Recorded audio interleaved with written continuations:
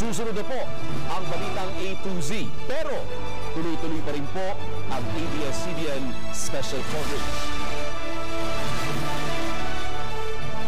Mga kapamilya, patuloy niyo pong subaybayan ang mga pinakahuling update sa SONA at iba pang nagbabagang balita sa TV Patrol Express ng 5:30 p.m. at sa TV Patrol mamayang alas 6:30 ng gabi. Sa ngayon po ay ang presidente ay kinukumusta at kinongratulate ng iba't ibang opisyal dahil sa kanyang matagumpay. Hindi naman umabot ng 1 oras at kalahati ang kanyang SONA, almost 1 hour and 30 minutes. At na-highlight naman po, ang pinaka-highlight po ako'y tatanungin ay yung pagpapatigil po ng Pogo.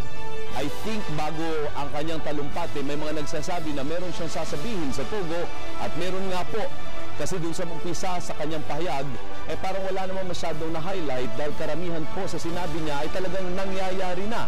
Kagaya sa issue ng irigasyon, sa issue ng agrikultura, kumbaga existing na ng mga programa, ang pinakahihintay ng sambayan ng Pilipino ay kung ano ang sasabihin ng presidente kaugnay sa issue ng West Philippine Sea at sa issue ng Pogo.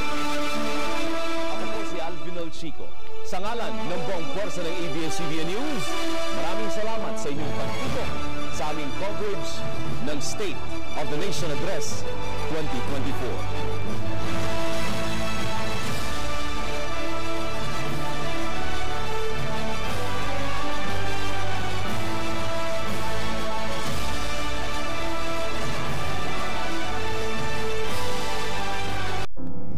Panalo sa All TV.